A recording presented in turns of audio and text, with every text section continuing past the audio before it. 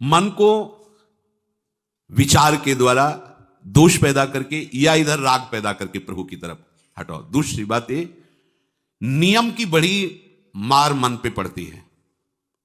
मन को मारने के लिए नियम का बहुत पालन करना जरूरी है। आप अपनी दिनचर्या ऐसी बनाएं, या गुरुजनों से जो पास हुई दिनचर्या, आपके पास प्रातः काल से शयन काल तक 1 मिनट भी खाली नहीं होना चाहिए।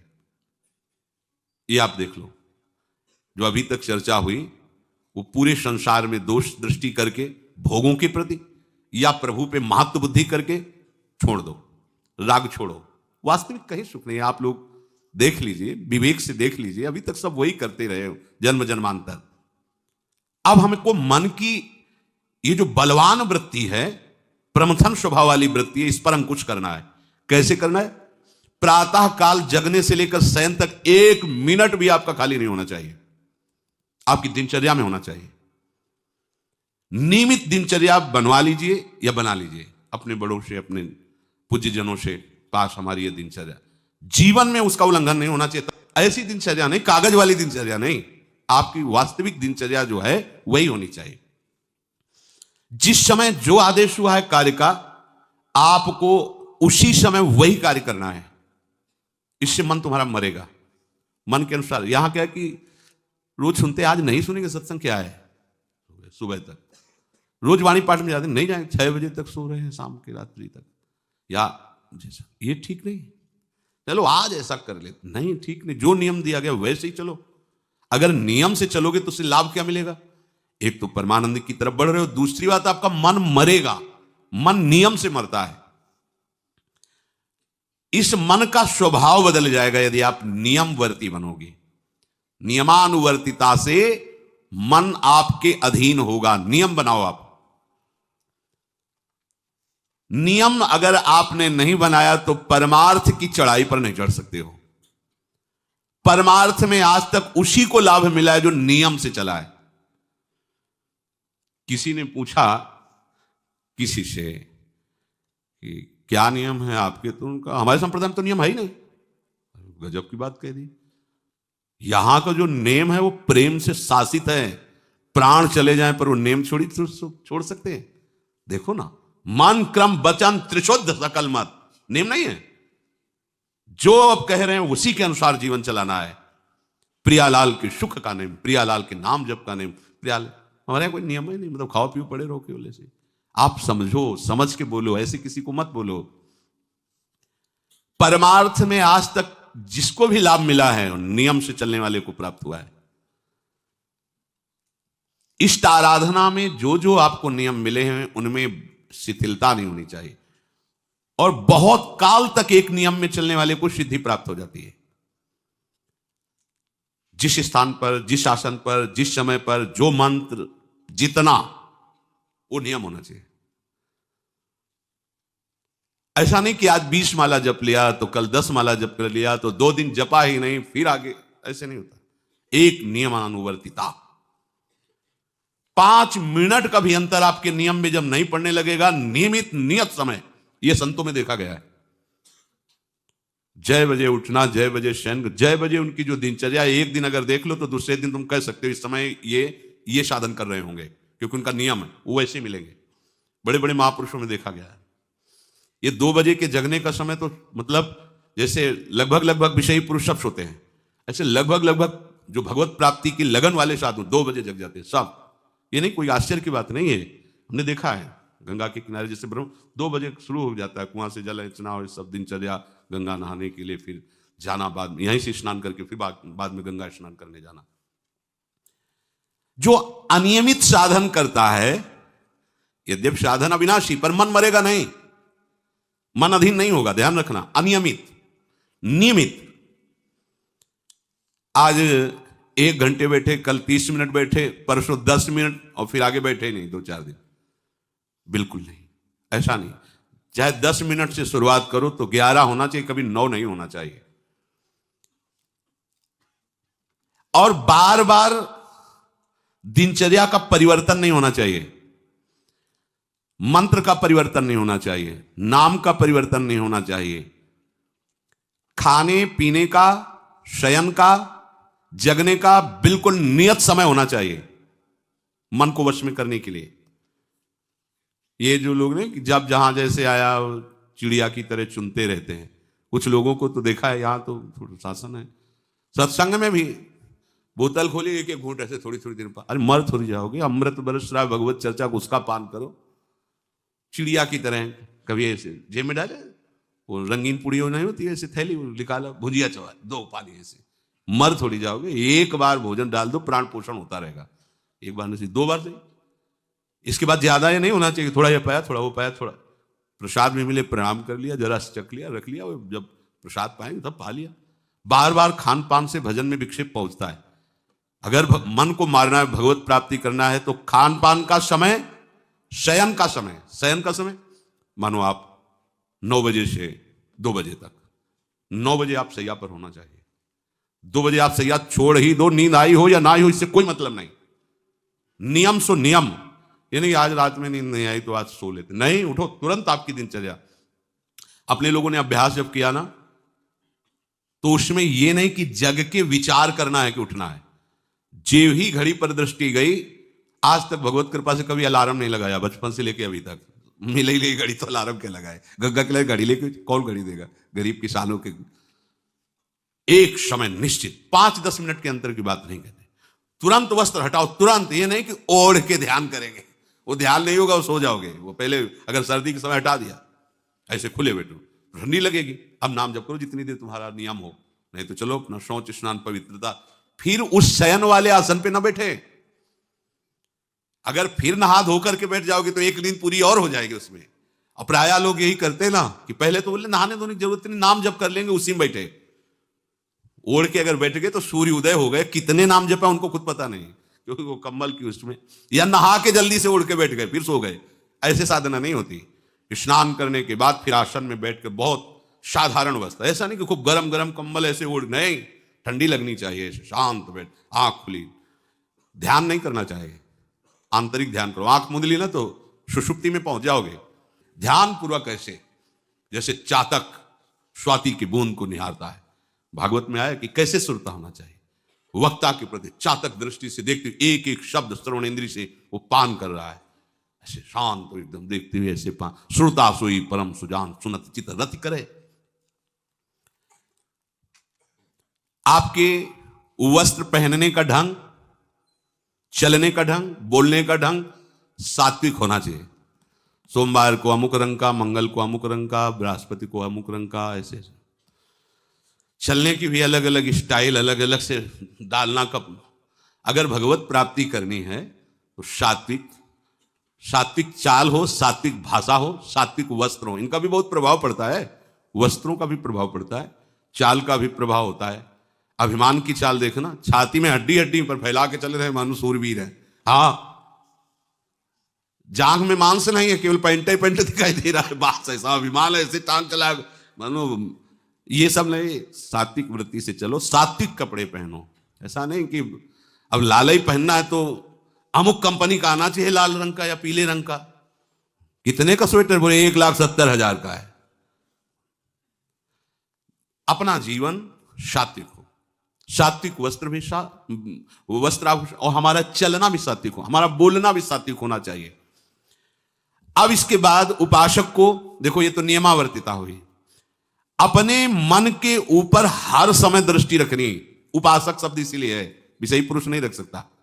उपासक को हर समय मन पर दृष्टि रखना है, क्या सोच रहा है, ऐसा क्यों सोच लिया इसने, ऐसा क्यों ये प्रेरणा आई, क्या हमारा भोजन गलत हुआ, क्या संग गलत हुआ, क्या हुआ, पूरी जांच हो रही। आप सच्ची मानना, प्रारंभिक बात तो अलग है कि मन पूर्वश, नहीं तो ऐसा नहीं है कि काम के विषय में सोचने लगे, ये लोभ के विषय, ऐसा नहीं है।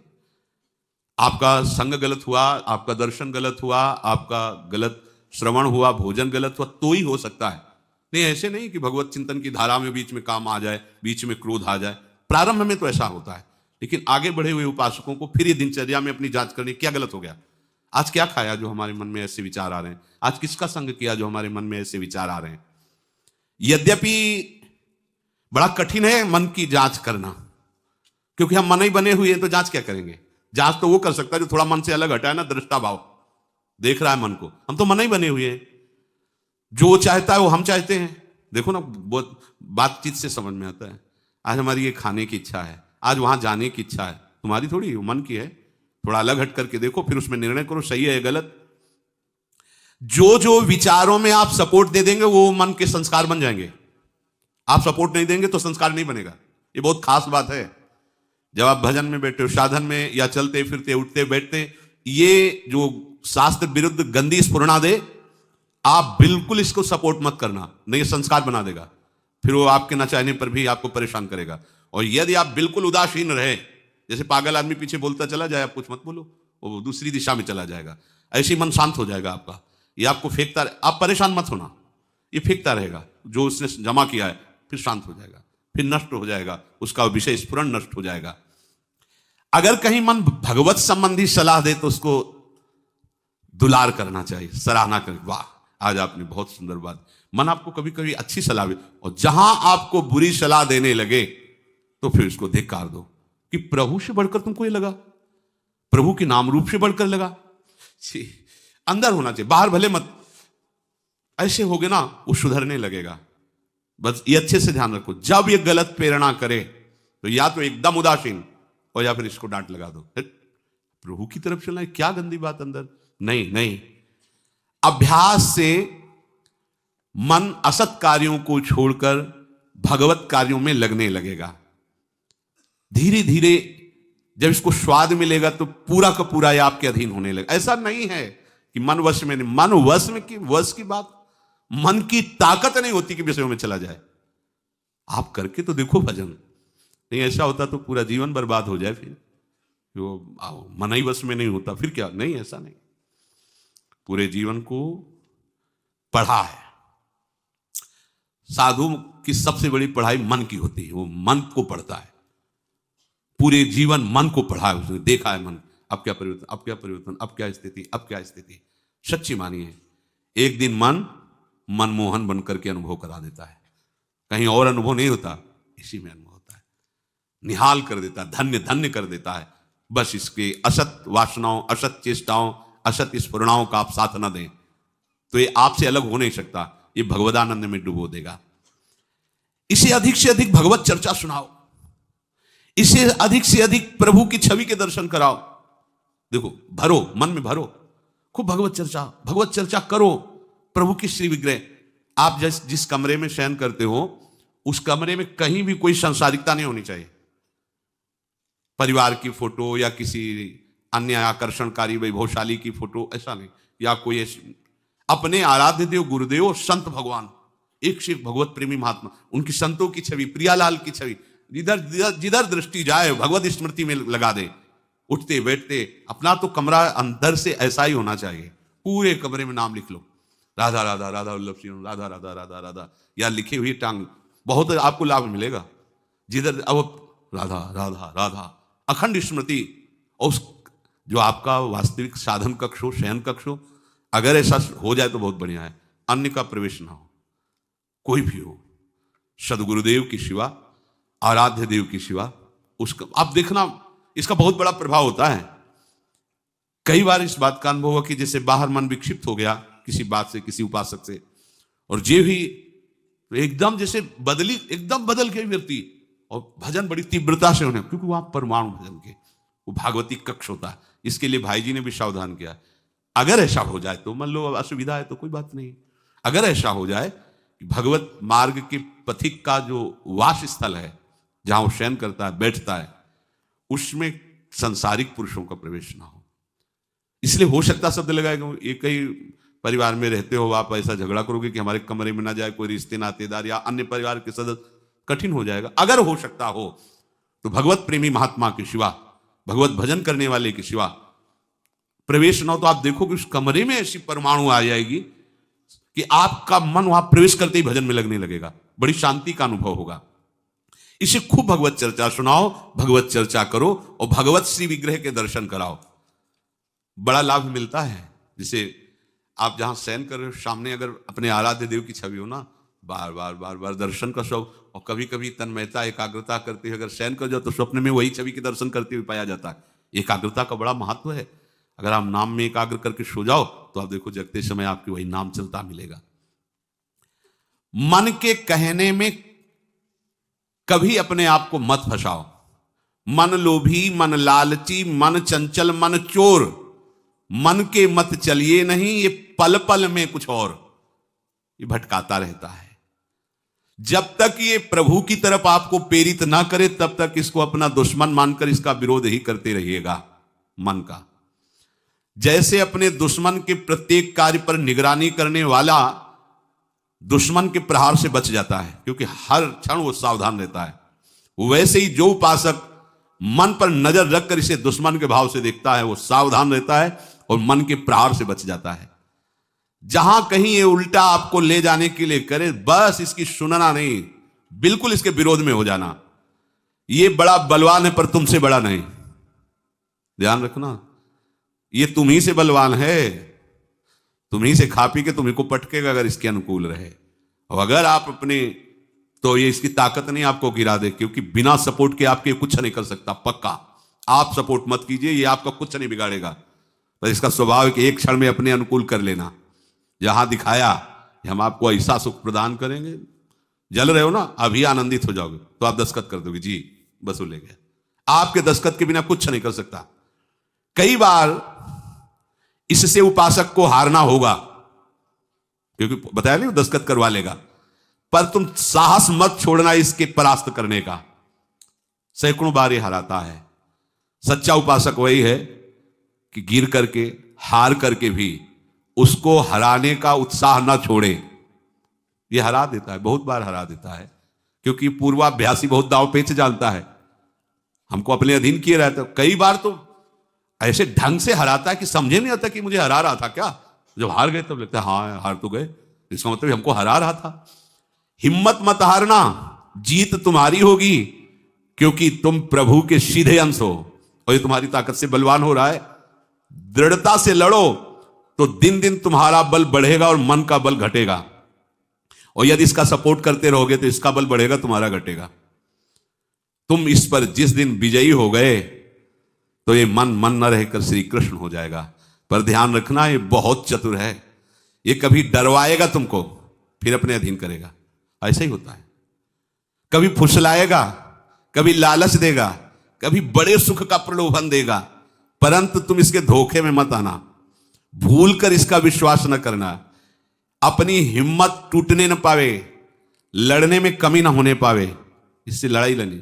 यहां मन से तो लड़ते नहीं, बाहर झगड़ा करते घूम रहे, इससे लड़ो, ये बेईमान जो हमको परास्त कर रहा है।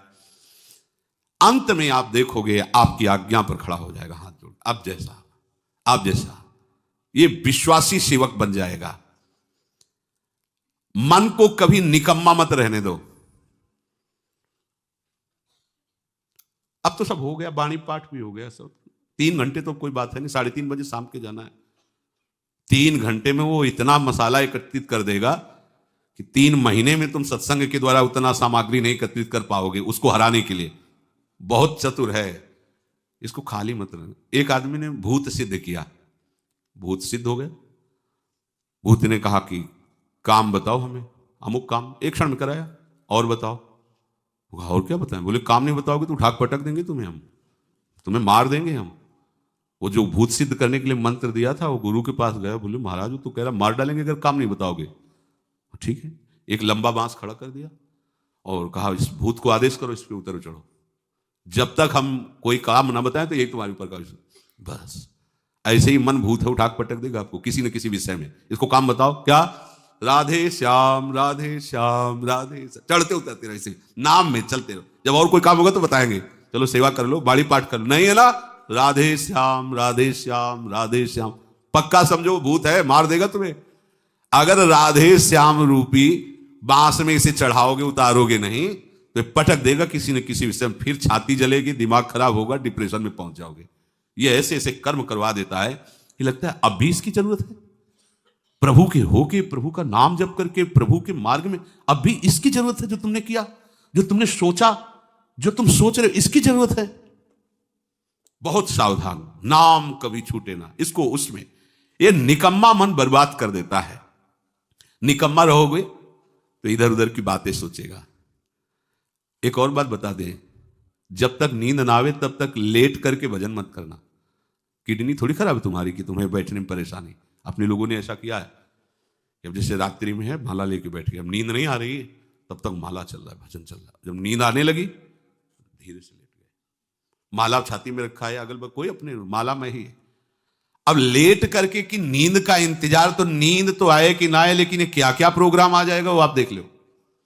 नए साधक सावधान नहीं रहते तो दुर्दशा अपनी कर लेते हैं क्रियाओं के द्वारा, अन्य चेष्टाओं के द्वारा। शयन के समय बहुत सावधान रहने की जरूरत है।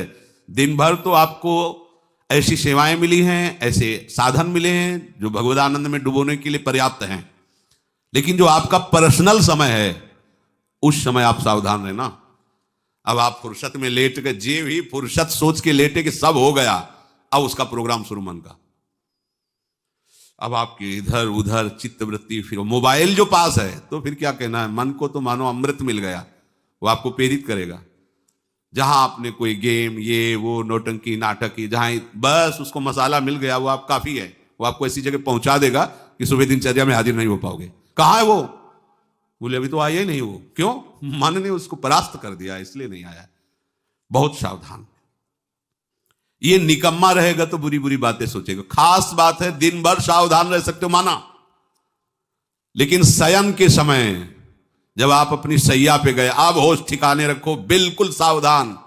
यहां थोड़ी तुम्हें सावधान रहने की जरूरत है, अभी तो सावधान आई हो, नहीं तो अभी खड़े हो, तुम्हारे पितर तक तृप्त हो जाएंगे अभी है। लेकिन कमरे में सिटकिनी बंद, अब शयन के लिए गए, अब होश में, यही होश खो जाते हैं। ध्यान रखना, मन आपसे ऐसी चेष्टाएं कराएगा, क्रियाएं कराएगा, ऐसा दर्शन कराएगा, ऐसा सोचवाएगा, पूरे दिन की साधना को मटिया प्लेट कर देगा, पोछा लगा देगा। हमारी प्रार्थना मान लेना, जब तक नींद ना आवे तब तक सोने के लिए आप लेटना नहीं। यदि जवान साधक हो, माला हाथ में, ऐसे दोनों हाथ कब्जे में है, जवान से नाम या मंत्र अंदर, अब थक गए सो गए तो ऐसे सो जाओ, आपकी शैया परम पवित्र है।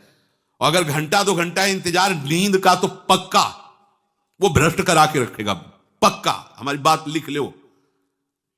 सावधान, शयन के समय हर उपासक सावधान। उस समय विशेष आवश्यकता आपको भजन की है, क्योंकि वो एकांत है और आपके ऊपर उस समय मन को हावी होने का अवसर मिल गया। इसलिए सावधान। सत्संग को सुना जाए, मनन किया जाए और आचरण में उतारा जाए, और इस भूत को हर समय नाम रूपी बांस पे चढ़ाते उतारे। राधे श्याम। राधा वल्लभ श्री हरिवंश, राधा वल्लभ श्री हरिवंश।